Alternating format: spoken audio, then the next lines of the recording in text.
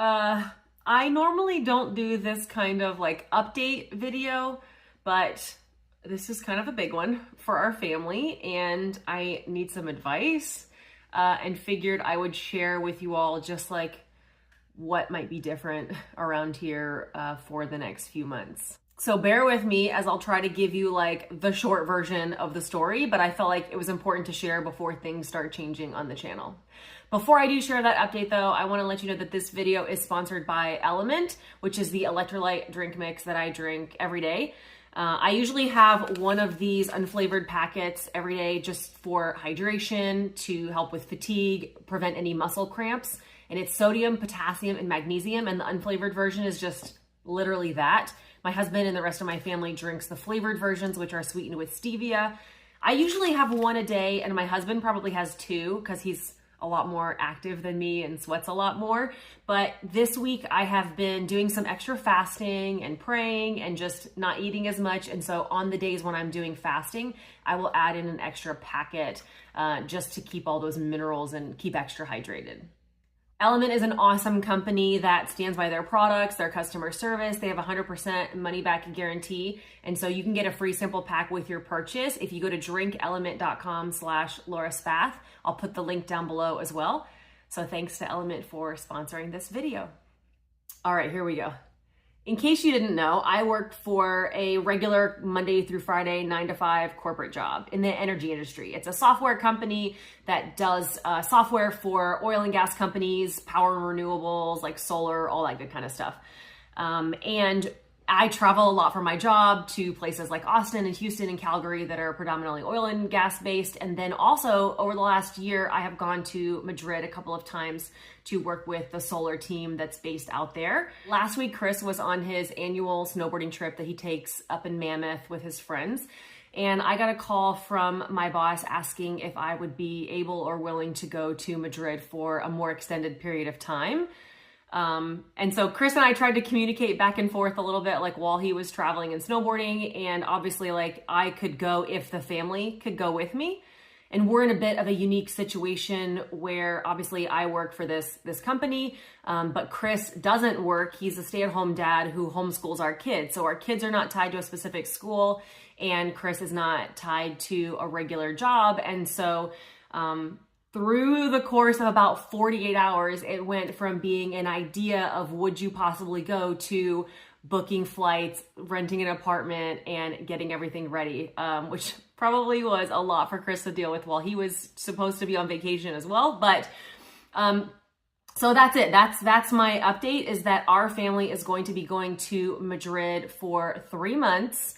And to top it all off, we leave in 2 weeks from the time that I'm recording this video. So we had about less than 3 weeks notice from when this is happening. At this point, there's obviously a lot of nerves and a lot of chaos. Our house is just like the boxes, the preparation, the chaos of trying to get everybody situated to leave for 3 months. We got a house sitter, like all of those things that are happening. In order for us to be gone for a long period of time. Like we all gotta go to the dentist. We all, I gotta get my hair done. That's the top priority.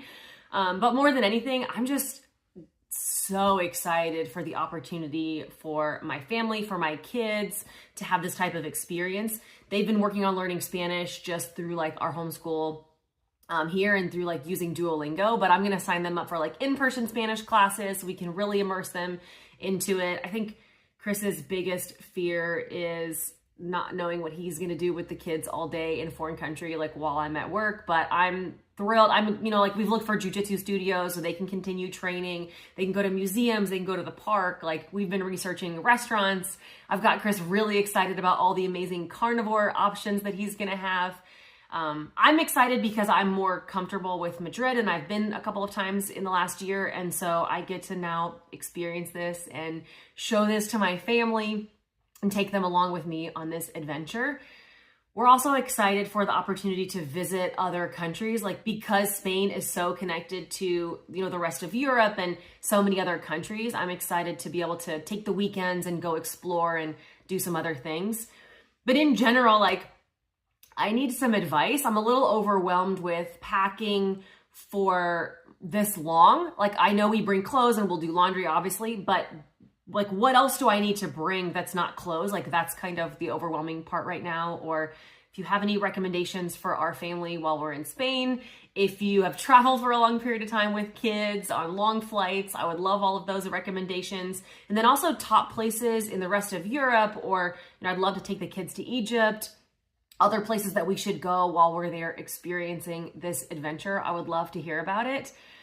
I'm also like gonna continue to make videos. It's gonna be a really big transition for us to stay carnivore somewhere else for a long period of time that's not our home. You know, this is probably the first time in the 6 years that we've been doing carnivore that we would not have access to a grill. You know, Chris grills 6 days a week, if not 7 most of the time. And even when we travel and go on vacations, we stay with family who has a grill, we book Airbnbs with a grill. We have not been without a grill for any amount of time in the 6 years that we've been doing carnivore. And we're going to be staying in an apartment in downtown Madrid. And so learning to cook indoors, like, this is going to be an entirely new way of us doing carnivore.